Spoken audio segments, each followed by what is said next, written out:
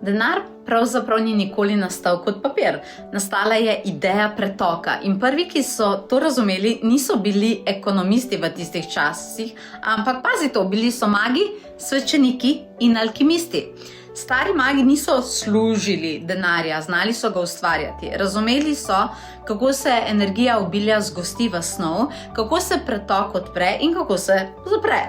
Vedeli so, da denar ne pride k tistemu, ki si ga želi, ampak tistemu, ki ima z njim sklenjen pravi, rečemo temu, notranji dogovor.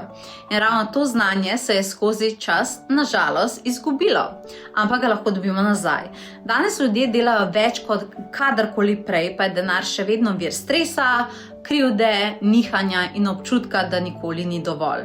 Zato je bil čas, da ustvarim tečaj denarne magije. Ne kot teorijo, ampak kot sistem, ki temelji na starodavnem razumevanju denarja kot žive sile, s katero lahko zavestno sodeluješ. Ta tečaj je razdeljen v 5 stopenj in vsaka se lepo povezuje in gradi naslednjo.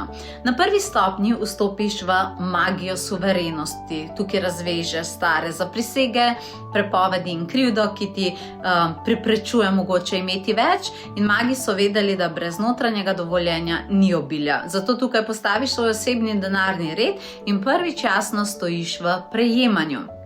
Na drugi stopnji spoznaš telo denarja. Magi so vedeli, da denar najprej vstopi v telo, šele na to na račun.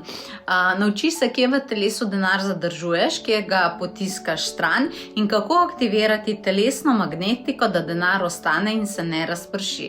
Na tretji stopnji ustvariš svoj denarni tok. Tukaj delaš z zapisi, s pretokom denarja, učiš se, zakaj se denar ustavi, kje se zatakne in kako odpreti nove poti, ne z naporom, ampak z zavestnim premikom energije.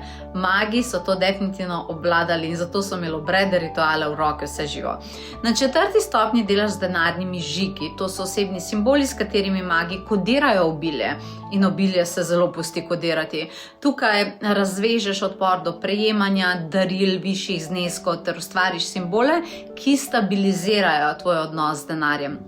Na 5. stopnji pa pride, rečemo temu, denarna beseda, denarni uroki, glas, cena. Naučiš se, kako izraziti svojo vrednost brez strahu, kako postaviti ceno brez notranjega zloma in kako ostati stabilna, ko svet testira tvojo suverenost.